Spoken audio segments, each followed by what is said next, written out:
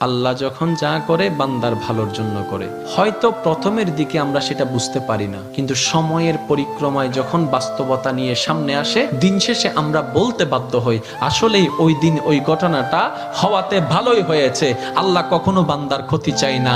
আল্লাহ যদি ক্ষতি চাইতেন সকালের নামাজ না পড়ার কারণে কান্না করে দিতে পারতেন, যদি আল্লাহ ক্ষতি চাইতেন দুপুরে নামাজ না পড়ার কারণে ল্যাংড়া করে দিতে পারতেন।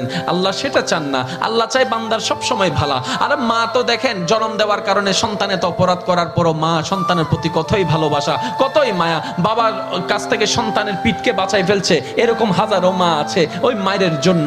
কিন্তু আল্লাহ পাক রব্বুল আলামিন বান্দার উপর কতটুক ভালোবাসে দিয়েছেন সেটা আমরা বান্দারা বুঝতে পারি নাই বলে শয়তানের ফাঁদে বারবার পা দিয়ে আটকাই যাচ্ছি। মনে রাখবেন, মনের মধ্যে কথাটা বসাই ফেলবেন, আল্লাহ যখন যা করে বান্দার ভালোর জন্যই করে। একদিন না একদিন সেই ভালোটা আপনার বিবেকে এবং মনে প্রমাণ হয়ে সামনে চলে আসবে। আমি বুঝাতে চাচ্ছি আমাদের সাথে সবচেয়ে কানেকশন কার বেশি ভালো থাকতে হবে, বান্দা হিসেবে আল্লাহর, উম্মত হিসেবে নবী রাহমাতুল লিল আলামিনের। এখানের ভিতর